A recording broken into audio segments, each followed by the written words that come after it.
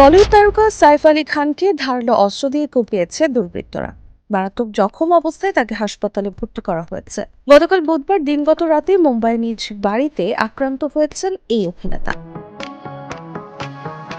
Police সূত্রে জানা গেছে, বুধবার দিনগত রাত 2টার দিকে সাইফের বাড়িতে হামলা চালায় একদল দুর্বৃত্ত। ডাকাতির উদ্দেশ্যে এই হামলা বলে প্রাথমিকভাবে ধারণা করছে পুলিশ। দুর্বৃত্তরা রাতের আধারে বাড়িতে ঢুকে সাইফকে ছুরি দিয়ে কুপিয়ে জখম করে। মারাত্মক আহত অবস্থায় অভিনেতাকে ভর্তি করা হয় মুম্বাইয়ের লীলাবতী হাসপাতালে। মুম্বাইয়ের বান্দ্রায় সৎগুরু শরণ বিল্ডিং নামের একটি বাড়িতে থাকেন সাইফ। এই বাড়িতেই থাকেন অভিনেতার স্ত্রী বলিউড অভিনেত্রী কারিনা কাপুর খান ও তার 2 শিশু সন্তান, 8 বছরের তৈমুর ও 4 বছরের জে। প্রাথমিকভাবে জানা গেছে, দুর্বৃত্তরা যখন এই বাড়িতে ঢোকে সে সময় বাড়ির সবাই গভীর ঘুমে আচ্ছন্ন। বাড়ির ভেতরে শব্দ পেয়ে সবাই উঠে পড়লে সেখান থেকে পালিয়ে যায় দুর্বৃত্তরা। যাওয়ার আগে মারাত্মকভাবে আহত করে যায় সাইফ আলী খানকে।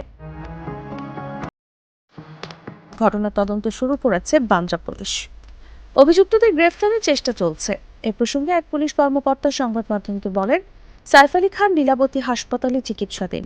এটা স্পষ্ট নয় যে তাকে ছুরি দিয়ে কোপানো হয়েছে নাকি ডাকাতের সঙ্গে ধস্তাধস্তির জেরে তিনি আহত হয়েছেন।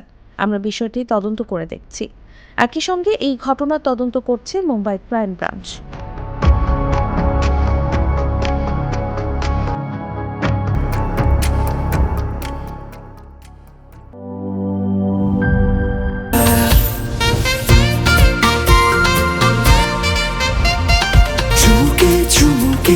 Enjoy the life, চলো উড়াই খুশি তুলে নিয়ে হাতে।